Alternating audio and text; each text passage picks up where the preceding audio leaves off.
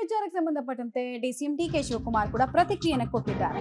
Investigation ಒಂದು long process, ಅದು court trial ಮಾಡೋದು, ಅದನ್ನ ನಾನು ನೀನು ಟ್ರಯಲ್ ಮಾಡೋದಲ್ಲ ಅಂತ ಅವರು ಸ್ಟೇಟ್ಮೆಂಟ್ ಅನ್ನು ಕೊಟ್ಟಿದ್ದಾರೆ. ಸಿಎಂ ಪತ್ನಿ ಆಗ್ಲಿ ಸಿಎಂ ಆಗ್ಲಿ ಯಾವುದೇ ತಪ್ಪನ್ನು ಮಾಡಿಲ್ಲ, ಇದು ಸಿಎಂ ಮೇಲೆ ರಾಜಕೀಯವಾಗಿ ನಡೆದಂತಹ ಪಿತೂರಿ ಅಂತ ಡಿಕೆ ಶಿವಕುಮಾರ್ ಹೇಳೋದ್ರ ಮೂಲಕ ಬಾಹ್ಯವಾಗಿ ಅವರಿಗೆ ಬೆಂಬಲವನ್ನ ಸೂಚಿಸ್ತಾ ಇದ್ದಾರೆ. ಮತ್ತೆ ಈ ಮೂಡಾ ಇಶ್ಯೂ ಯಾವಾಗ ಆಯ್ತು ಅವಾಗ ಫಸ್ಟ್ ರಾಜಕಾರಣಿ ಯಾರು ಸಿಎಂ ಬೆನ್ನಿಗೆ ಗಟ್ಟಿಯಾಗಿ ನಿಂತಿದ್ದು ಅಂತ ಕೇಳಿದ್ರೆ ಅದು ಅಗೇನ್ ಡಿಕೆ ಶಿವಕುಮಾರ್. ಸೊ ಇಲ್ಲೂ ಕೂಡ ಇಡಿದು ಇಷ್ಟೆಲ್ಲ ಬೆಳವಣಿಗೆ ನೆನೆ ಆಯ್ತಲ್ಲ, ಈಗಲೂ ಕೂಡ ಸಿಎಂ ಬೆನ್ನಿಗೆ ನಿಲ್ಲುವಂತಹ ಕೆಲಸವನ್ನು ಮಾಡ್ತಿದ್ದಾರೆ. ಒಂದು ಕೇಸ್ ಅಂತಂದ್ರೆ ಇದಕ್ಕೆ ಇನ್ವೆಸ್ಟಿಗೇಷನ್ ಅದು ಲಾಂಗ್ ಪ್ರೋಸೆಸ್.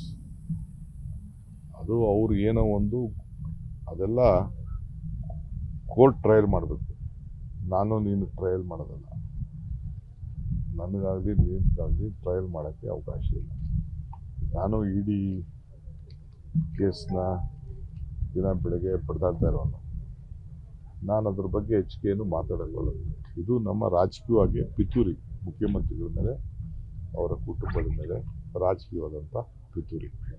ಪಾಪ ಹೆಣ್ಮಗಳಾಗಲಿ ಮುಖ್ಯಮಂತ್ರಿಗಳಾಗಲಿ ಯಾವ ಪಾತ್ರನೂ ಇಲ್ಲ. ಇನ್ನೇನು ಸ್ಪಷ್ಟಪಡಿಸ್ತಾ ಇದ್ದೀನಿ, ಈಗೂ ಸ್ಪಷ್ಟಪಡಿಸ್ತಾ ಇದ್ದೀನಿ, ಆ ವಿಚಾರ ಬಿಡಿ, ರಾಜ್ಯದ ವಿಚಾರನ ಚರ್ಚೆ ಮಾಡಿ.